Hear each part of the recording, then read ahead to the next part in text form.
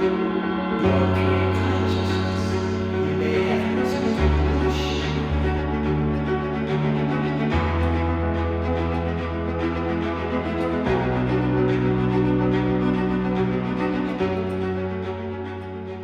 it's a place where I teach from often. Anything can be used positively or negatively.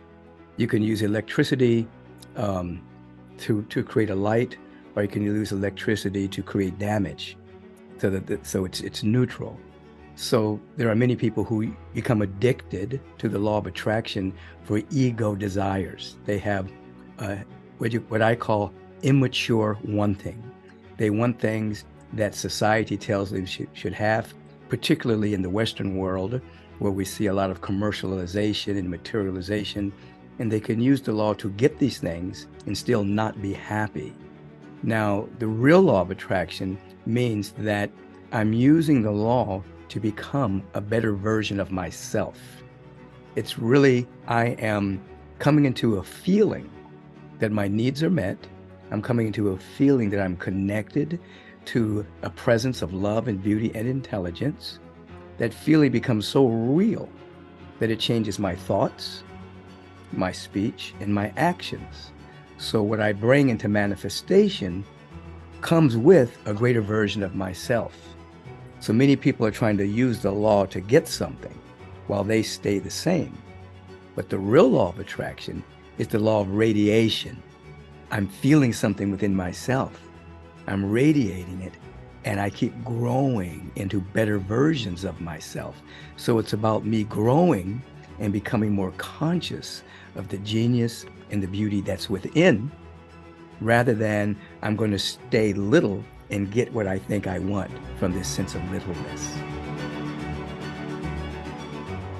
The ego is always putting the small self in the starring position.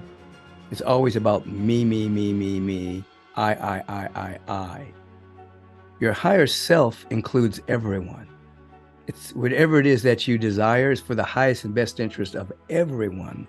So the I, which is in the word illness, goes to we, which is in the word wellness. So you go from the I to the we. The ego doesn't really deal with we. The ego deals with I only. So when you're growing and unfolding, you ask yourself, you're asking yourself, is this in the highest and best interest of everyone? Not just little old me, but for everyone, my family, my friends, my associates, everyone that I work with. I want to bring something into manifestation that's for everyone, doesn't take away from anybody, but it helps everybody. So the higher self thinks and knows that we're all connected. We're all one, springing from the same source of all creation. The ego is a loner. The ego is not your amigo. It is not your friend. And so we begin to grow from egotistic desires to a soul-felt awareness that I have a gift, I have a talent, I have something to share, I have something to give. So one of the ways that we can protect ourselves from the ego taking over is coming to an awareness that we are here on this planet to make a contribution. We're not here to get anything because we have arrived with everything already within us. We have to learn to unpack it so that we can contribute, we can share, we can give, we can glow. Generosity.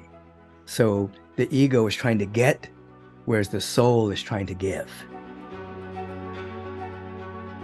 There's a number of things that people can do. One, when you go to, you can write down, you can script what you would like to manifest in your life. First, you have to ask on your soul, if this is really, really what you want. So you write it down. It can be for yourself, your family, maybe your health, maybe your family's prosperity, something. You write it down, and before you go to bed at night, you let that be the last thing that you read before you go to sleep. So the last thing you read before you go to sleep is not something from the news, not the newspapers, not your to-do list. It's not worry, doubt, fear. You're actually reading and even maybe saying out loud what you would like to bring into manifestation in your life. And you close your eyes and you feel that it's already happening. Then you go to sleep. And then you do the same thing when you first wake up in the morning. You just do that on a regular basis. And now your subconscious mind is changing. And you start to become the vibrational condition, and things start to happen in the world that reflect what's happening within you. That's one thing. Another thing, we have to begin to develop a series of empowering questions. Empowering questions. Many people live with questions like, what's wrong? Who's to blame? Why me? Those are disempowering questions. It takes the mind down a downward spiral into negativity and fear and separation. So you stay out of disempowering questions and you ask empowering questions, such as, how can it get better than this? So if anything's going on in your life, something great, something not so great, ask the same question. How can it get better than this? The universe, by law, will answer that question. So if something is really going good, the ego may say, oh, it's about to get bad now. No, you just say, how can it get better than this? Or if something is not going too good, you say, how can it get better than this? And the law will answer that question.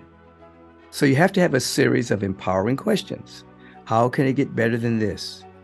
What good is here that I presently cannot see? What good is here that I presently cannot see?